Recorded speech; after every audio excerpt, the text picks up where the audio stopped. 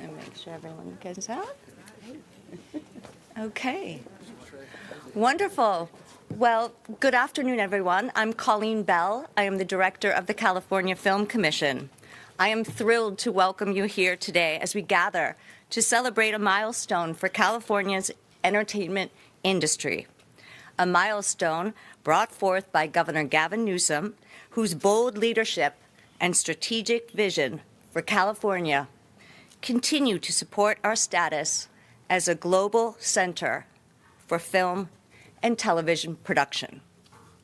To our labor partners, thank you so much for advocating for our workforce and working tirelessly to ensure a strong future for all entertainment industry members.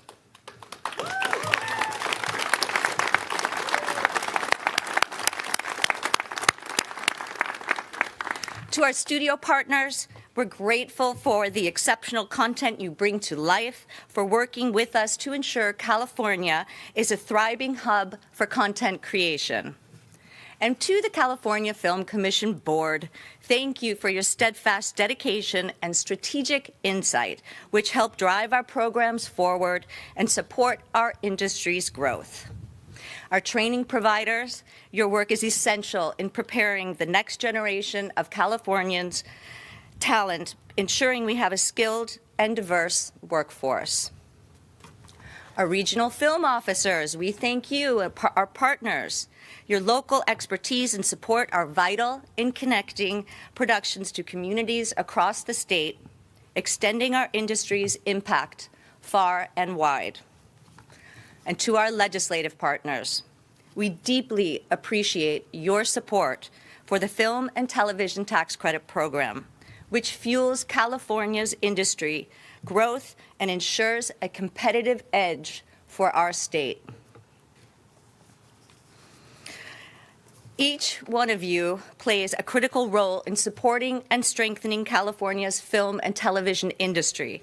Thank you all for joining us today, and thank you all for your ongoing partnership.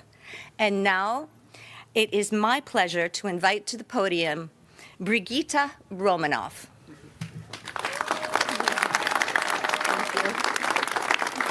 Thank you, Colleen.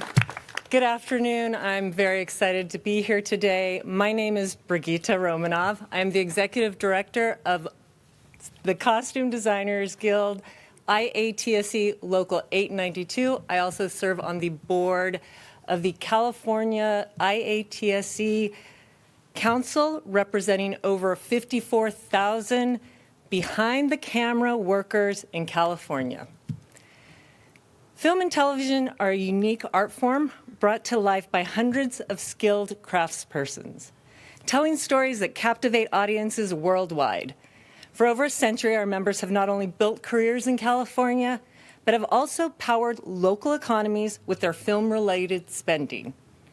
Most industries have felt the impact from automotive to fuel, large retail to small businesses.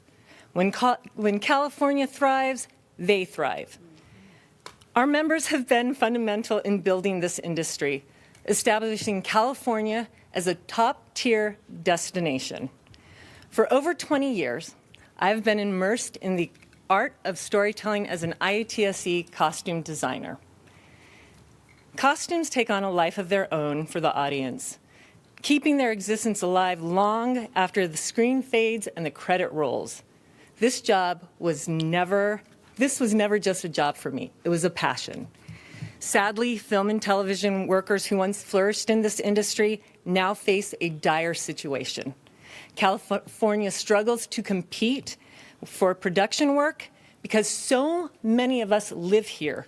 The impact is larger than anywhere else in the world, leaving thousands of IATSE members without work. So far in 2024, now you get the statistics, the Motion Picture Industry Pension and Health Plan, which ensures health care and retirement for our freelance members, is projected to fall nearly 40 million hours short of 2022 levels. This staggering deficit translates to over 20,000 jobs lost in the crafts alone, resulting in over a $2 billion gap in just lost wages. Meanwhile, our long-standing vendors, costume houses and prop shops dating back to the dawn of cinema, dry cleaners, department stores, and hundreds of other businesses are struggling to survive or have shut down forever. Other states and countries, through tax credits, are aggressively pursuing our jobs, and they are succeeding. We're at risk of losing the industry entirely. California is synonymous with the film industry, from the beautiful mountains to the north and the shining, beautiful beaches to the south. Filming needs to stay here. On behalf of the IATSE 54,000 California members, we thank Governor Newsom for standing with us. His actions today address the economic pain and suffering of our members, recognize the importance of protecting California's economy, past, present, and into the future. Governor Newsom knows that when we outsource California's jobs, we outsource California's future and surrender our success. These tax incentives are a lifeline to California's entertainment workers, their families, and our entire economy. Without them, California's filming reign will just be consigned to history. Thank you. It will now be my pleasure to introduce Millicent Shelton.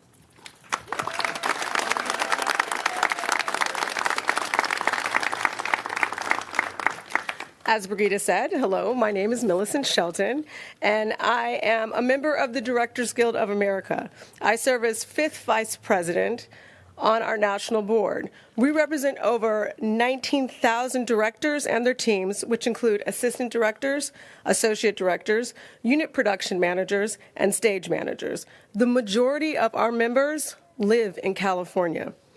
The DGA is also one of the founding members of the Entertainment Union Coalition, which, since its inception, has been focused on and dedicated to keeping film and television production in California, most recently working to extend the existing tax credit for an additional 5 years.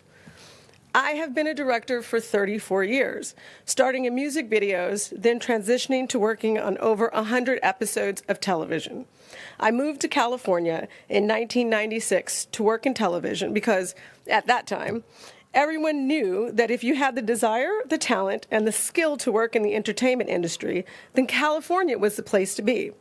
Now we're fighting to make sure the next generation of young people seeking to fulfill their dream of building a career in the entertainment industry will continue to be able to do so in California. I'm currently working on The Morning Show, which means I'm one of the lucky ones because it shoots here in Los Angeles. And let me tell you, I had to look really hard and fight for that episode. But many directors are being forced to leave California and often the country for work. To repeatedly make the hard choice between work and home is psychologically painful and damaging to marriages, families, and communities. I know because I traveled the entire 16 years of my twins' lives. Work can and should be available where we live, especially when we live in the birthplace of the film and television industry. Thousands of DGA members live in California. They buy homes, raise children, volunteer in their communities, and pay taxes. They also shop in local stores, eat in restaurants, support public schools, and mentor young people. They participate in the civic life of our cities and our state. Our members, along with the larger film and television community, are a significant part of why California boasts the 5th largest economy in the world. Our California entertainment industry is under tremendous pressure right now. From budgetary consolidation, I knew I was not going to get that word, technology growth, and competition. As film and television incentives expand and increase around the world, we are witnessing work in LA dramatically dropping by over 40%. With his announcement today, Governor Newsom has taken bold and decisive action, stepping forward on behalf of the creators, craftspeople, actors, and small business owners who depend upon this industry for their livelihood. The Directors Guild thanks Governor Newsom. for taking our plight seriously, and for recognizing the value our work brings to this state by protecting the iconic place the film and television industry holds in California. On behalf of the DGA and all of the people who are part of our vibrant and resilient creative industry, we thank you for this evidence of California's commitment to our future. And now I'd like to introduce Alex Aguilar.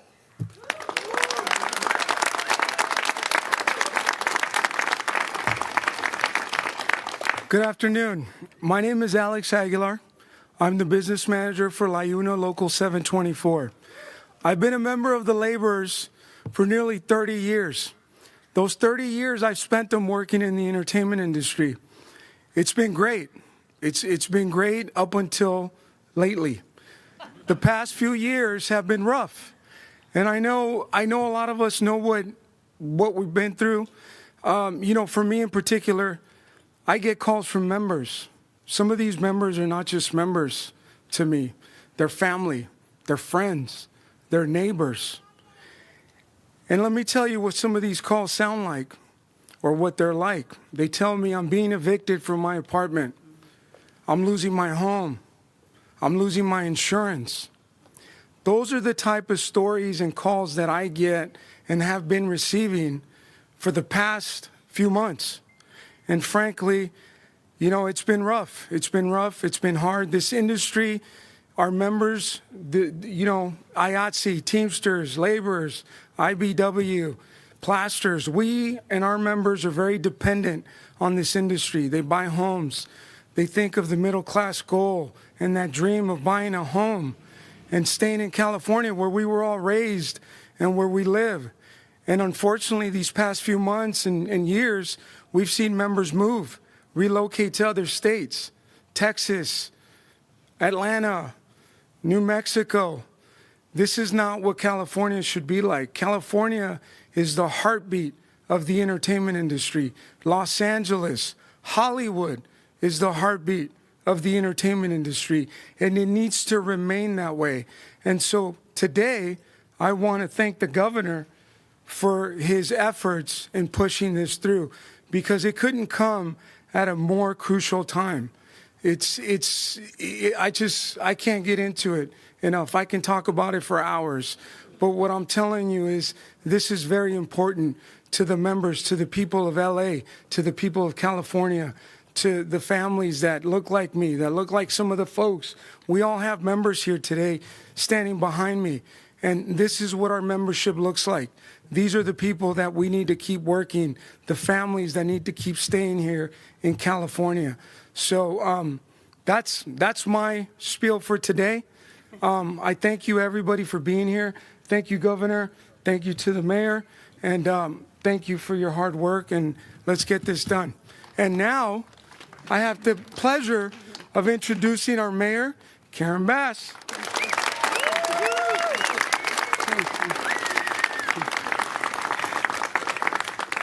Thank you, Alex. I think you described it so well. We have to do everything we can to strengthen and protect one of the foundational pillars of our economy in Los Angeles.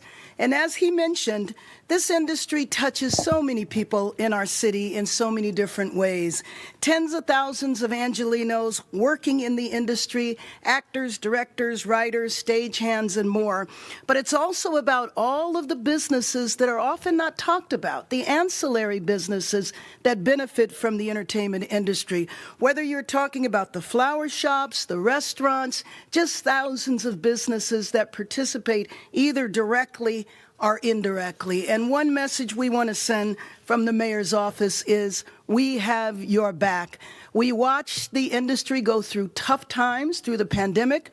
We watched tough times through the strikes. We were hoping that everything would get right back to normal, but that's not the way it has happened. When I was in the State Assembly in 2009, we saw the need to ensure that the entertainment industry thrived. During those years, the industry was beginning to slip away and beginning to go to other states. But since then, many of those states have developed their own industries, and that has really impacted us.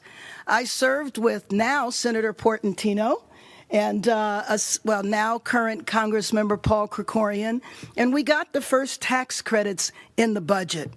But now and over the years, the tax credits grew bit by bit. But I really want to congratulate and thank the governor for his leadership in making a huge difference, not just increasing the tax credits a little bit, but finally and hopefully making us competitive with New York, with the state of Georgia.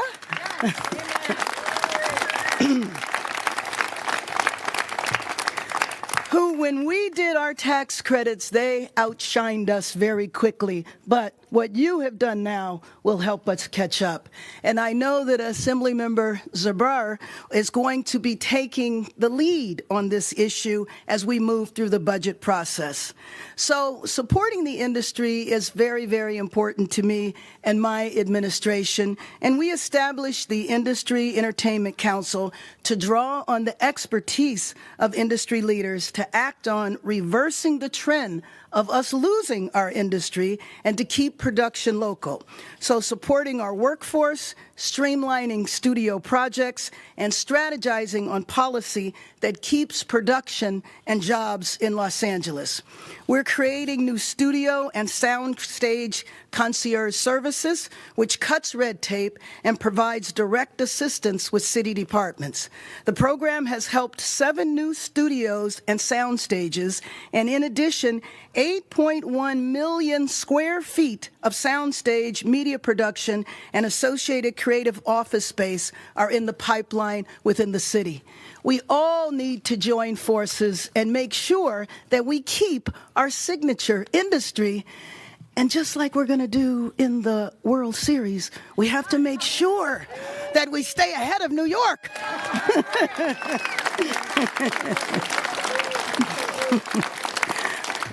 Thank you very much, and let me introduce Assemblymember Zuber.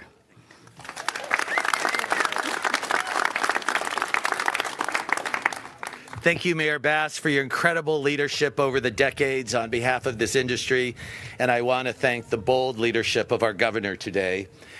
Hollywood is in crisis. Production in California is down dramatically, and we're facing an epidemic of unemployment and underemployment in California's signature, iconic industry, an industry that until recently was responsible for over $42 billion in wages and over 800,000 direct, indirect, and induced jobs across the state of California.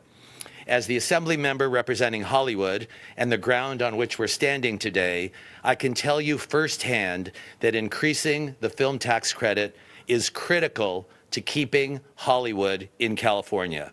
Because of the enormous benefits this industry provides for our workers and small businesses, other states like Georgia, New York, Massachusetts, New Mexico, and other countries like Canada and the UK have adopted tax credit and incentive programs that dwarf California's, and they've been successful in luring our jobs away. Next time you watch a film or series at a theater or on your favorite streaming platform, pay attention to the number of productions that display that Georgia's peach. Every time that comes up, my heart breaks, frankly, because that represents thousands of jobs that are leaving California and that are now filmed outside of California. Significantly increasing our film tax credit to keep California competitive is one of my top priorities, and as you can see, is one of Governor Newsom's as well. Doing so is crucial to protecting hundreds of thousands of California families' jobs and opportunities for small businesses. I'm delighted here today to support the bold and decisive leadership of Governor Newsom, who understands the importance of taking real, substantial action for California families. Thank you, Governor, for always standing boldly on the side of the health of California families and workers, and I'm very grateful, and my constituents are very grateful for what you're doing today. With that, I have the great pleasure of introducing someone who's been a leader in this space for many decades, Senator Anthony Portantino.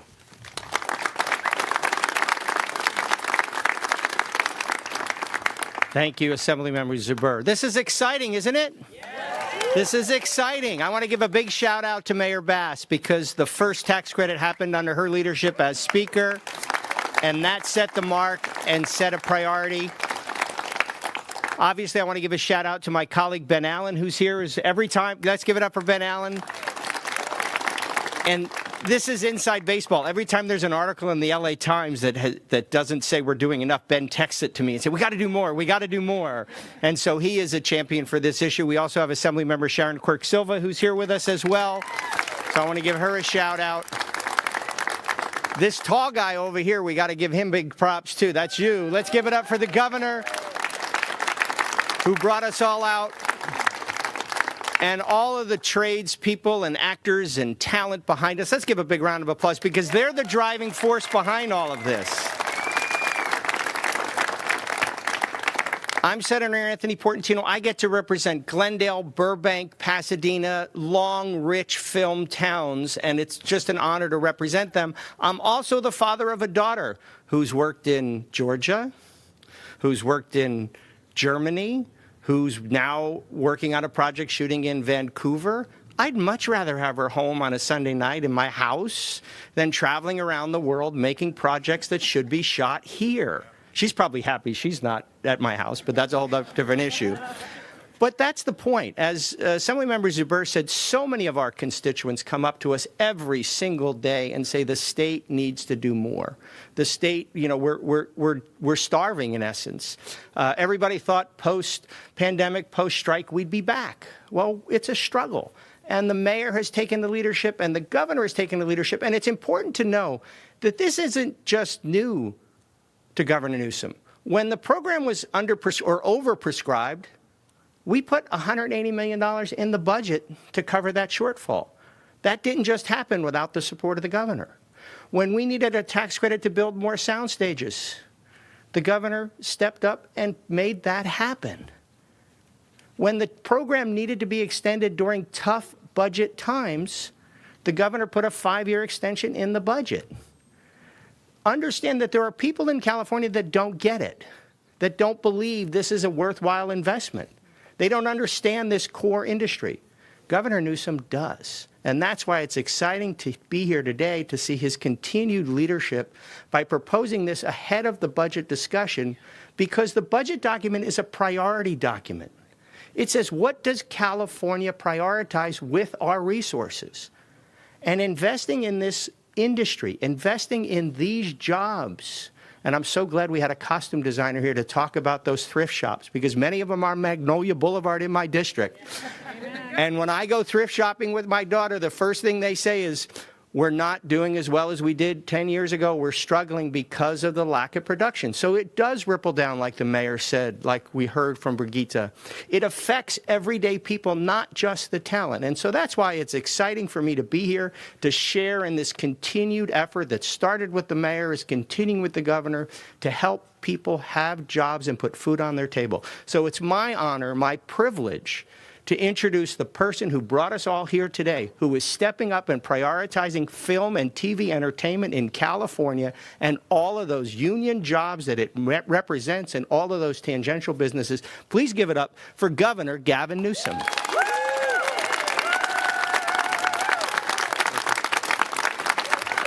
Thank you, Senator. You're getting really good at this. All of you, thank you for taking the time to be out here. I know we put this together in pretty short notice, but we wanted to really we wanted to assert ourselves and to begin to reconcile the stress that has been building up here for, frankly, the larger part of a decade plus. There's been this trend line for years and years that predates the pandemic, predates some of the labor issues. That's now a headline, a screaming headline. There's not a week, it seems, that goes by where someone is not presenting to me, not just a text from Ben Allen, but a headline from one of the trades or from any independent economic analysis, including just recently UCLA's own economic forecast in the state of California, that doesn't reinforce the crises, a legitimate crisis here as it relates to the entertainment industry, the film industry in our state. And so we have a state of mind to address this issue a little bit more forcefully. I want to point out reinforce that what the senator was saying is important. Just a year ago, we were debating this issue. A year ago, we addressed some of the concerns as it relates to the existing program, the 3.0 version, as we refer to it, and some refundability issues. We looked at the criteria of consideration as it relates to making sure we represent our values. When we talk about labor and workforce, we wanted to make sure that was codified in terms of the existing program. We wanted to extend it to create some more certainty, as the senator said, for an additional 5 years. It was due to expire in 2025. And we wanted to build on the work we did a prior few years before, and that was a one-time appropriation of about $150 million to address some of the soundstage issues and the like. But we recognized that, frankly, we were playing in the margins, and that we needed to be big and bold. And there was some conversation around, well, maybe we can just true it up to $400 million from $330 million. Didn't feel right. We needed to make a statement, and we needed to do something that was meaningful, not just intentional. And so we put this new marker out, $750 million, $330 million to $750 million. And that puts us, you guys really do hate New York, don't you, down here? But it definitely puts us, Mayor, above New York. Acknowledging, that peach, I don't know how they can continue to afford that program, but we'll see how long that lasts down in Georgia. But I will say, compare the values of this state to the values as it relates to workers and women's rights, LGBTQ rights, civil rights, voting rights down in the state of Georgia. I think it's a pretty damn easy decision. For those that make these decisions, I hope that's, if you believe in those values, I hope you can express them by moving your feet, not just praying, as they say, not just talking about them, but actually coming back to the state of California. And I hope this creates a little bit of, anxiety for the people in Florida, or rather Georgia, and a little bit of anxiety for those other states. But I hope it also creates a different conversation with those, again, folks that make these decisions. So we're grateful for this opportunity. We're grateful because this state is back on track.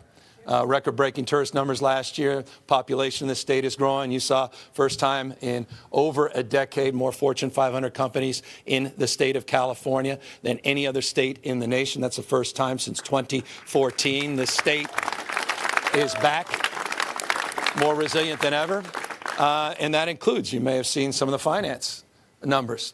That revenue is back up. We're going to be projecting, well, I don't want to get ahead of my January budget, but we're in a position we can afford this, and we need to do this. This is about jobs, this is about investment, and it's about recognizing and closing that the world we invented is now competing against us. 38 states. It's not just New York. It's not just Georgia. And there's an old saying, if you want to do well in the future, you got to invest in the future. And so this is about investing in the future of this industry, the future of the state, the values we hold dear, investing in our creativity, this great cultural export, and investing in the men and women in closing you see behind me. And I really appreciate putting the human face on this. I know there's, sometimes people think this is just about all these superstars and somehow subsidizing folks that are well-heeled or well-off. Quite the contrary. This is about working folks. This is about building a sense of community. I love, in this context, it's about, Main Street as well. It's about these small businesses that benefit from this kind of investment and this kind of activity. And it's about pride. It is about pride. You look at the tourist numbers, and we do a survey every single year. 4 out of 10 people have never been to California. In the last survey, said they came to California because they saw it on screen. And that's a point of pride. It's, that's important. So, this is also about brand California. So to all of you, to Colleen and my team, thank you. To the Film Commission. She's been, the day we got sworn in, she said, I need to talk to you about the film tax credit. We're finally here, Colleen. And to Dee Dee Myers, who's been at this, the head of our GoBiz, our business development. Thank you, Dee Dee, for all your hard work on this. To Senator Portantino, again, he's the OG of this. But of course, you got a mayor, a former speaker, that really lit things up in 2000. I think it was 9 when you guys did that first tax credit, and we're building on your legacy and your work. And to our champion since the day he got sworn in, Rick Zabur, the Assembly member, who will be carrying this torch. And these are my final words. This is a proposal, and we're going to need all your help. We're going to need your support. We've got some remarkable legislative leaders here. But we're going to need that support to get this over the line. And so I want to thank you, Rick, for your support of this effort, but in anticipation and expectation, all of your support to get this over the line in our January budget. With that, we thank everybody. We're going to take a quick photo, and then we'll go around and ask some questions. Thank you all very much for being here.